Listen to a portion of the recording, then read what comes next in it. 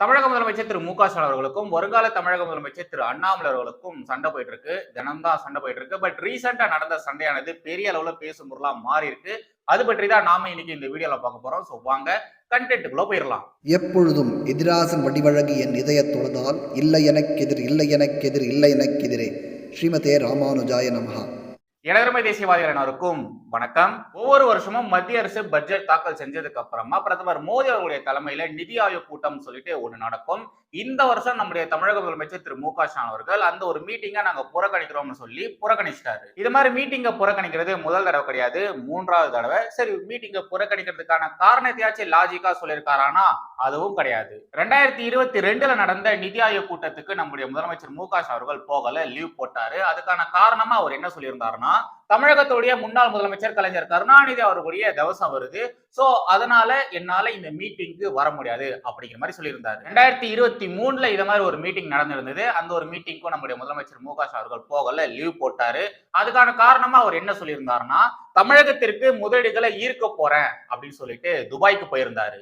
அப்படி துபாய்க்கு போன நம்முடைய முதலமைச்சர் மு.க. ஸ்டாலின் அவர்கள் எவ்வளவு முதலீடுகளை ஈர்த்து கொண்டு வந்தார், என்னென்னலாம் செஞ்சாரு, எவ்வளவு விஷயங்களை தமிழகத்துல இம்ப்ளிமெண்ட் பண்ணிருக்காரு அப்படிங்கறதெல்லாம் எதுவுமே தெரியல. 2024 அதாவது இந்த வருஷம் நடந்த இந்த நிதி ஆயோக் கூட்டத்திற்கு நம்முடைய முதலமைச்சர் மு.க. ஸ்டாலின் அவர்கள் போகல. அந்த மீட்டிங்கை நாங்க புறக்கணிக்கிறோம் சொல்லி புறக்கணிச்சாரு.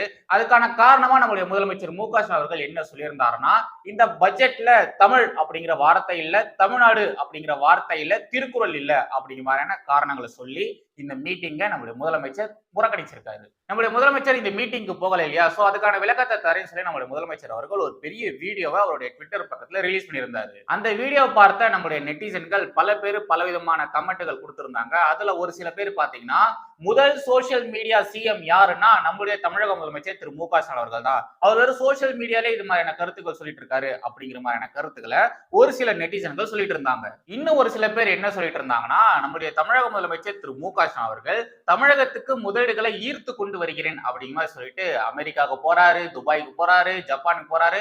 ஆனா ஏன் டெல்லிக்கு போக மாட்டேன்றாரு, ஏன் டெல்லிக்கு போகாம இது மாதிரி வெளிநாடுகளுக்கு போயிட்டு இருக்காரு அப்படிங்கிற மாதிரி பயங்கரமா கிண்டலும் பண்றாங்க. இன்னும் ஒரு சில பேர் என்ன சொல்றாங்கன்னா, இத மாதிரி ஒரு வெளிநாடுகளுக்கு சுற்றுப்பயணம் மேற்கொள்றாரு, முதலீடுகளை ஈர்த்து கொண்டு வரேன்னு சொல்றாரு. இது வரைக்கும் தமிழக முதலமைச்சர் திரு மு.க. ஸ்டாலின் அவர்கள் எத்தனை கோடி முதலீடுகளை ஈர்த்து கொண்டு வந்திருக்காரு, என்ன மாதிரியான விஷயங்கள் இது வரைக்கும் அவர் செஞ்சிருக்காரு அப்படிங்கிற மாதிரி ஏகப்பட்ட கேள்விகளை கேட்கறாங்க. அது மட்டும் இல்லாம நம்முடைய முதலமைச்சர் அவர்கள் ஒரு வீடியோவை ரிலீஸ் பண்ணியிருந்தாரு சொன்ன பாத்தீங்களா, அந்த வீடியோக்கு பதிலளி தரும் வகையில வருங்கால முதலமைச்சர் அண்ணாமலை அவர்கள் ஒரு சில டேட்டாவோட ஒரு வீடியோவை அவரும் ரிலீஸ் பண்ணியிருக்காரு.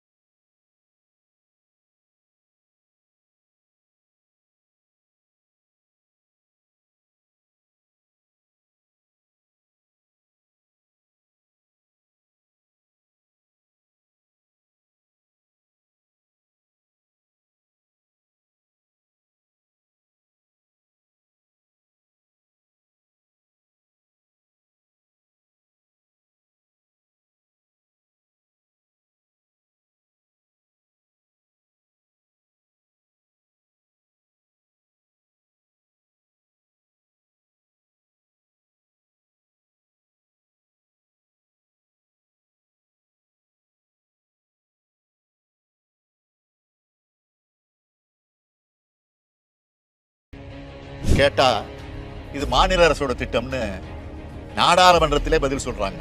அப்படின்னா ரயில்வே துறையை மாநில அரசுக்கு கொடுத்துடுவாங்களா?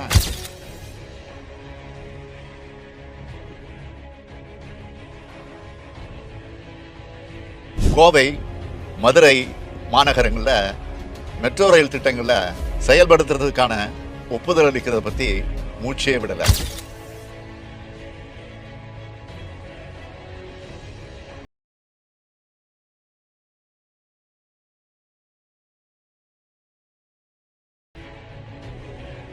கடந்த ஆண்டு 2 முறை புயல்கள் தாக்கி கடும் இயற்கை பேரிடர்களை தமிழ்நாடு சந்திச்சது. இதுக்கு நிவாரணமா 37,000 கோடி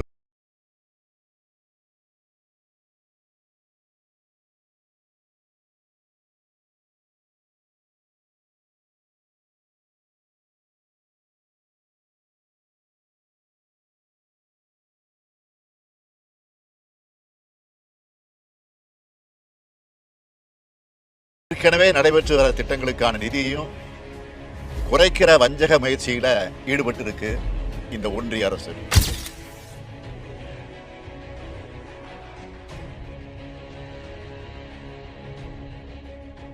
தமிழ்நாடு பள்ளிக்கல்வித்துறையை முடக்கிற வகையில 20 ஆண்டுகளுக்கு மேலாக செயல்படுத்தப்பட்டு வர அனைவருக்கும் கல்வி இயக்கம் திட்டத்தின் கீழ் வழக்கம்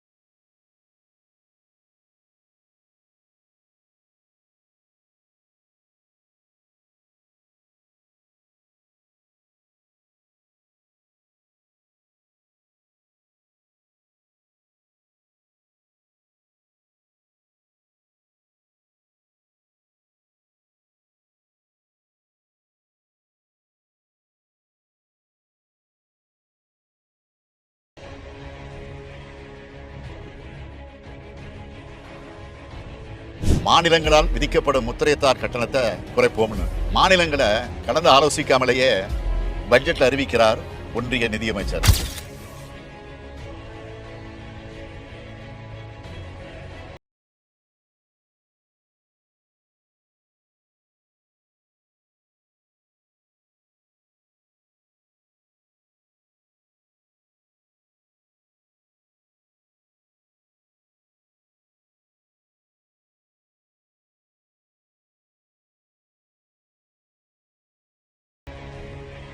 ஜிஎஸ்டியால் தமிழ்நாட்டிற்கு ஏற்பட்டிருக்கக்கூடிய இழப்பை சரி கட்டுறதுக்கான 20,000 கோடி ரூபாய் இழப்பீட்டையே இன்னும் அளிக்காத இந்த ஒன்றிய அரசுக்கு மாநிலங்களோட வரி விதிப்பு முறையை மாற்றி அமைக்கிற அதிகாரத்தை யார் கொடுத்தது?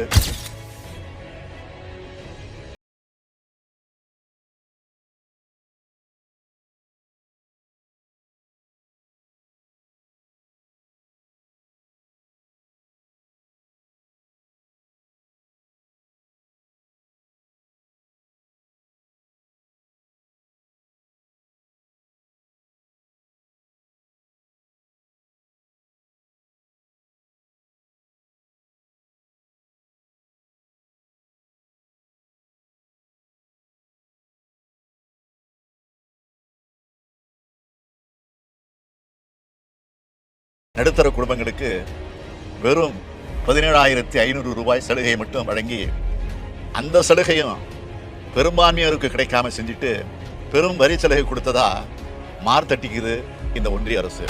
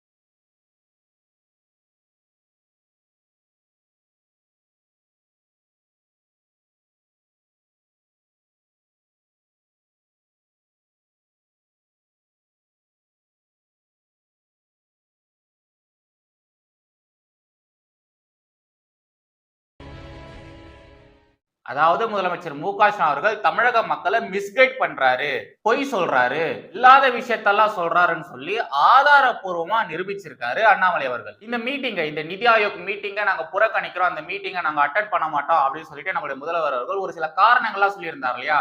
அந்த காரணங்கள் எதுவுமே லாஜிக்கா இல்ல, அவர் சொன்ன காரணங்களை யாரும் ஏத்துக்க மாட்டாங்க அப்படிங்கிற மாதிரியும் சொல்லியிருக்காரு. அது மட்டும் இல்லாம முதல்வர்களுடைய அந்த ஒரு வீடியோல வெறும் பொய்யும் உண்மைக்கு புறம்பான விஷயங்கள் மட்டும்தான் இருக்கு, உண்மைக்கு புறம்பான தகவல்கள் மட்டும்தான் இருக்கு அப்படிங்கிற மாதிரி ஆதாரப்பூர்வமா நிரூபிச்சிருக்காரு. அண்ணாமலை அவர்கள் செஞ்ச இந்த ஒரு காரியத்துக்கு திமுக தரப்புல இருந்து எப்படி பதிலடி கொடுக்க போறாங்க, எது மாதிரி ரெஸ்பான்ஸ் பண்ண போறாங்க அப்படிங்கிறத நம்ம பொறுமையா பொறுத்து இருந்து பார்ப்போம். சோ அதான் guys இன்னைக்கான கண்டென்ட். மறுபடியும் அடுத்த ஒரு வீடியோல சந்திக்கிறேன். ஜெய் ஹிந்த், வந்தே மாதரம்.